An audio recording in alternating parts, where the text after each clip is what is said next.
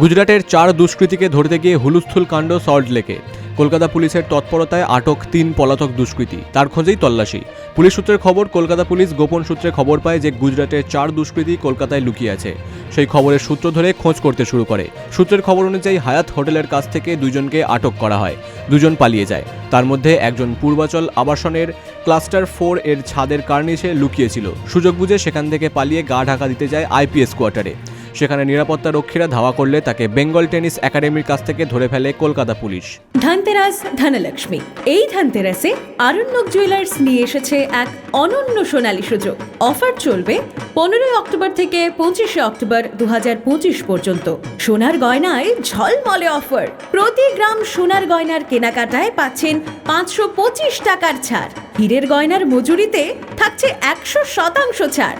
পুরনো হলমার্ক সোনা এক্সচেঞ্জে পান 100% মূল্য ফেরত। তাছাড়াও প্রতিটি কেনাকাটায় থাকছে নিশ্চিত উপহার।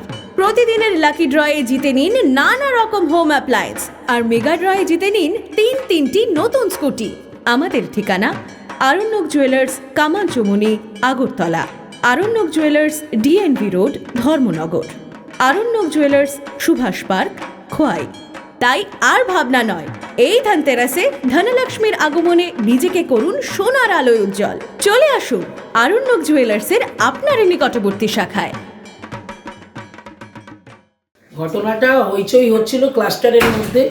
আমি খবর পাই, খবর পেয়ে সঙ্গে সঙ্গে চলে আসি যে চোর ঢুকেছে বলে। তা আমাদের একটি ঘরে বিল্ডিং, কোন বিল্ডিংটা হবে রে, এম বিল্ডিং এর ভিতরে, তার ঘরের ভিতরে ঢুকে যায় একজন ন্যাড়া মাথা এবং লম্বা চওড়া টিকা পড়া। সে তার ঘরে ঢুকে যায়। ঢুকে গিয়ে বলে আমি পুলিশ, হ্যাঁ বলে বেরিয়ে যায়। বেরিয়ে গিয়ে ছাদে যায়। ছাদে গিয়ে সে আবার তালা ভেঙে ছাদের কার্নিশের মধ্যে লুকিয়ে থাকে।